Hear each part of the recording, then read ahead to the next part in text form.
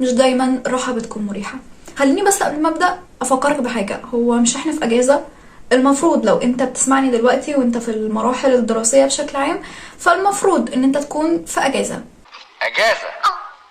اجازة يعني المفروض ان انت تكون على الاقل مرتاح نفسيا او جسديا، ايا كان ايه مفهوم الراحة بالنسبة لك. طيب خلينا مثلا نفكر بصوت عالي شوية. هو انت مضغوط؟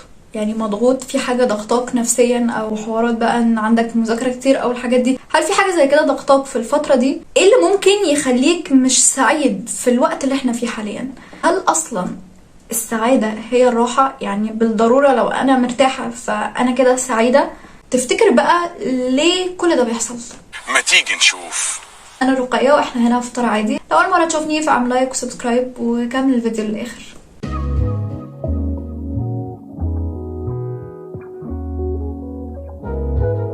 في جمل كده اما بنسمعها دايما بنحسها ان هي كليشيه قوي، زي مثلا الفلوس مش كل حاجة، او الراحة ملهاش معنى من غير تعب. كليشيه قوي مش كده؟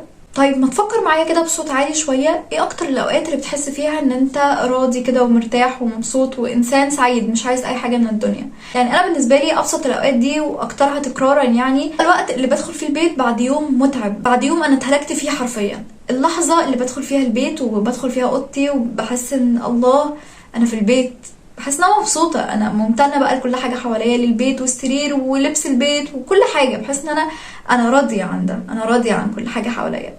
ايه ده؟ ايه ده؟ ايه الطعابة والحلاوة دي اقسم بالله؟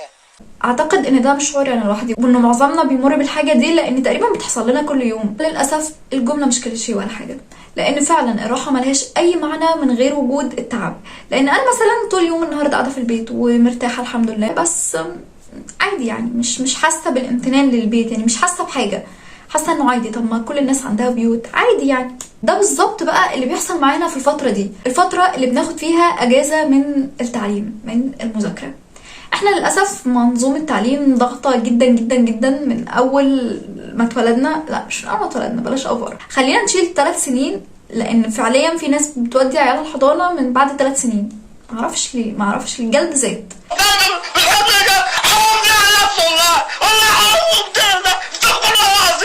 فخلينا نشيل اول 3 سنين. فمن الوقت ده انت في المدعكه دي، انت ما خرجتش، انت مش عارف تخرج للاسف.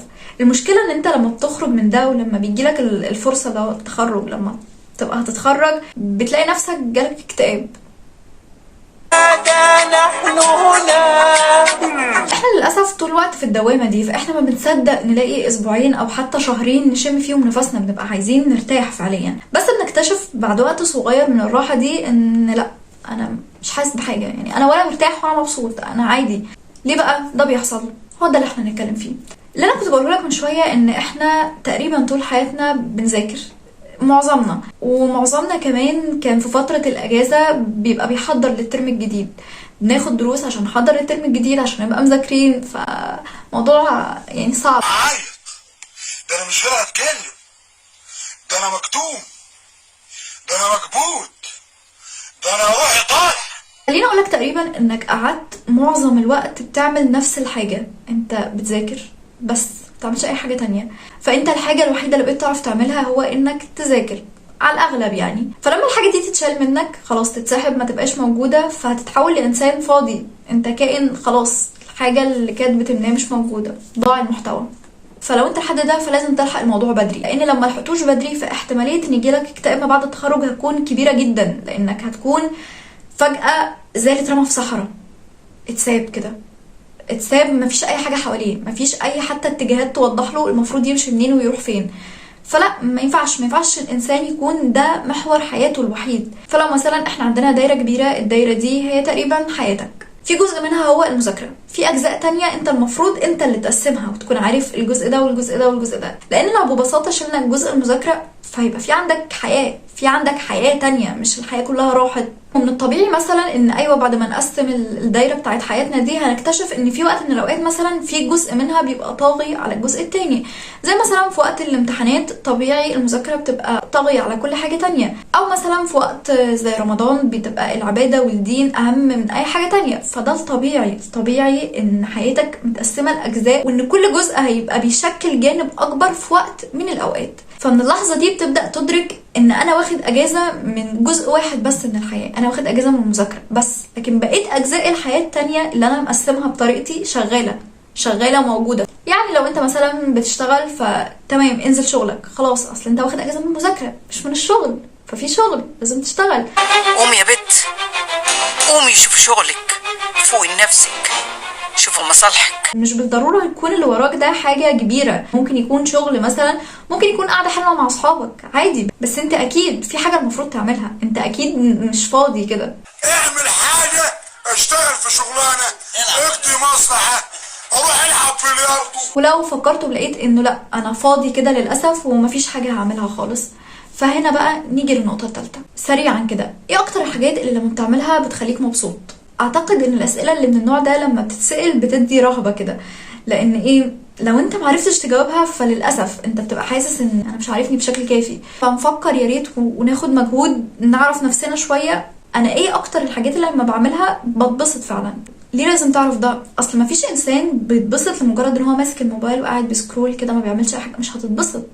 مفيش انسان بيتبسط لما بيتفرج على 5000 مسلسل، بالعكس بل ده ممكن يضايقه ويحسسه ان هو ما عملش حاجه، ان هو ملوش لازمه وما بيعملش حاجه. فانت خد لك كده دقيقه ولا حاجه وفكر انا ايه اللي بيبسطني. بعد ما تفكر هندخل على النقطه الرابعه. انا مثلا سالتك دلوقتي هل انت دلوقتي شايف ان الراحه هي السعاده؟ اعتقد ان انت مجرد ان احنا وصلنا للنقطه دي لازم تكون في لمبه كده نورت جواك بتقولك ان لا، ان مش بالضروره عشان انا مرتاح اكون سعيد. معظمنا بيربط ده تلقائيا لان احنا والله في مجتمع ضاغط، احنا في مجتمع ضاغط جدا في كل حاجه، انت طول الوقت في دوامه، طول الوقت بتجري.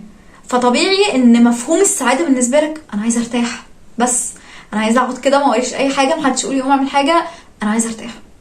ده الطبيعي. لكن لما بترتاح فعلا وبتاخد كفايتك من الراحه دي بتقول ان لا، ان مش معنى ان انا مرتاح ان انا سعيد، بل بالعكس ان من اكتر الاوقات اللي بتكون فيها مرتاح فعليا هي الاوقات اللي بتيجي بعد تعب، اللي بتيجي بعد تعب جامد. يعني مثلا اخر ورقه سلمتها في اخر امتحان كان ايه شعورك؟ انا كنت حاسه ان انا طايره، والله العظيم كنت حاسه ان انا مش عايزه اي حاجه تانية من الدنيا بجد، من كتر السعاده والانبساط والراحه اللي كانت جوايا. كان في فيديو البنت بتسال ناس ايه اكتر اللحظات اللي بيكونوا مبسوطين فيها او حاسين انهم راضيين او مرتاحين. كان في اجابات عاديه زي مواقف معينه، حد يقول لهم حاجات معينه، ده تمام. كان في حد بيقول لها انه اكتر اللحظات اللي بتبسطه لما يقفش نفسه كده بعد 8 ساعات شغل او كذا ساعه شغل، ان هو مش حاسس بوقت الشغل، انه هو تعبان، هو حاسس مجرد انه تعب، ان ظهري تعبني، رقبتي تعبني، انا تعبت كده، ما حسيتش انا الوقت سرقني، ان في وقت سرقني وانا شغال على فكره معينه. ده هيخليك تتاكد ان عمر ما السعاده كان ليها علاقه بالراحه، وان انت لو فكرت لحظه هتلاقي ان انت كمان كان اكتر المواقف اللي اتبسطت فيها اللي كانت جايه بعد تعب. فبما ان اخيرا الحمد لله اكتشفنا ان الراحه ملهاش علاقه بكونك مبسوط او لا، فانت لازم تعمل مجهود عشان تتبسط. للاسف كنا اتكلمنا في فيديو الشغف بشكل مفصل عن فكره الدوبامين، وان ازاي عقلك بيفرز نوعين من الدوبامين، انتاج واستهلاك. لو انت بتفرز دوبامين استهلاك بس وبتعتمد عليه، انا مثلا شفت فيلم او قعدت مع اصحابي او كده، كل ده دوبامين استهلاك، في حين ان الدوبامين الانتاج بيجي لما انت تعمل حاجه. ده اللي بيفسر تقريبا ليه احنا الاجازه اللي بناخدها في وسط الدراسه بتبقى احلى، لان انت واخدها في وسط تعب، انت تعبت وبتكافئ نفسك، فعقلك خلاص هو خد الدوبامين اللي المفروض ان هو عايزه من الشابتر اللي انت ذاكرته، في المقابل مديك 5000 ساعه بريك عادي، هو مبسوط كده خلاص. فانت لازم في فتره الاجازه دي يكون في حاجه انت تقدر تاخد منها الدوبامين الكافي عشان عقلك يديك المساحه انك تتبسط. وهنا بقى نبقى وصلنا لنقطه مهمه جدا، تقريبا هي اهم نقطه في الفيديو ده كله، ان انت المفروض بعد ما ادركت ان انا المفروض اعمل حاجه عشان اتبسط، وان الانبساط ده لازم ياخد جهد مني، فللاسف انت لازم تخطط للانبساط ده. يعني ايه بقى الكلام ده؟ من يومين تقريبا حد من صحابي بعت لي صوره النوتس بتاعته مخطط فيها حاجات ناوي يعملها في الاجازه. يعني اللي لفت نظري هي الجمله اللي كانت بعتها بكل براءه وبتقول لي ايه دي من ضمن خطط الاجازه. يعني ايه خطط الاجازه؟ يعني اعينوا كلمه يا جماعه ما تسيبونا نرتاح بقى، يعني احنا كمان هنخطط للاجازه، يعني بنخطط للمذاكره، اي نعم الخطط كلها بتفشل، الحاجات دي كلها بنخطط للشغل، كمان نخطط للاجازه. ده تقريبا كان اول رد فعل مني ان يعني ايه خطط للاجازه، بس انا فضولي خلاني اتشد للموضوع وادور وراه. يعني هل في حاجه فعلا اسمها ان احنا نخطط للاجازه؟ بعدين اكتشفت انه للاسف في حاجه اسمها انك تخطط للاجازه، لان انت عقلك بينسى. يعني انا مثلا من الحاجات اللي بتبسطني جدا جدا جدا هي ان انا اشوف مثلا الشروق او الغروب. برغم كده انا اخر مره عملت فيها الحركه دي كانت من امتى؟ ممكن شهرين ونص. انا بنسى، عقلك بينسى الحاجات اللي المفروض ان انت بتتبسط بيها، لانها بتبقى بالنسبه له حاجات صغيره قوي انت مش فاكرها اصلا. فانت لازم تكتب الحاجات اللي بتبسطك. كتبتهم صح؟ اتمنى اكون كتبتهم. غير كده كمان ان في حاجه مهمه جدا، ان انت بمجرد ان انت كتبت ان الحاجه دي هتعملها عشان تتبسط، فانت بتدي اشاره لعقلك ان لو سمحت اتبسط، ده موقف انا بعمله ليك عشان انت تتبسط، فاتبسط. يعني انا خارج النهارده اتمشى عشانك، عشان انت تتبسط، فعقلك بيتبسط. سبحان الله. على عكس مثلا لما تكون خارج لمجرد الصدفه، حصلت كده وترتبت صدفه وخرجت، مش هيتبسط. هو عقلنا قماص جدا، فيهديك يرضيك كده. الموضوع مش هياخد منك 10 دقايق تقعد تفكر كده شويه ايه اللي ممكن يبسطني، واكتبه وخلي عندك نيه ان انا هعمل الحاجه دي. ولما تعملها هتكتشف ان الحاجه لما بتتعمل وهي فعلا متخططه، مش متخططه بمعنى ان انا مخطط في الساعه دي وفي الثانيه دي هعمل الحاجه دي، لا، متخططه بمعنى ان انا مرتب لها في دماغي، انا حاطط لها اعتبار. يعني حتى في العموم احنا لما حد قدامي بيعمل لي حاجه هو مرتب لها، انا بتبسط اكتر من الحاجه العشوائيه، لان ده معناه انه خد من وقته ومن طاقته ومجهوده وقعد يفكر. ما تستخسرش في نفسك. يعني انت بتعمل كل ده للناس، مستخسر 10 دقايق في نفسك هتقعد تخطط فيهم للحاجه اللي المفروض تبسطك؟ عيب قوي على فكره. فدلوقتي اعتقد ان احنا خلصنا الفيديو. اتمنى يكون فيديو بسيط وسلس ولذيذ وتكونوا انبسطتوا. طيب يا سيدي شكرا، كفايه. واكيد طبعا ما تنساش تشاركنا الحاجات اللي ممكن نعملها في الوقت ده تخلينا مبسوطين اكتر او عندنا طاقه ان احنا نكمل بعد كده. مين عارف، يمكن حد يكتشف نفسه بسبب الحاجه اللي انت هتكتبها.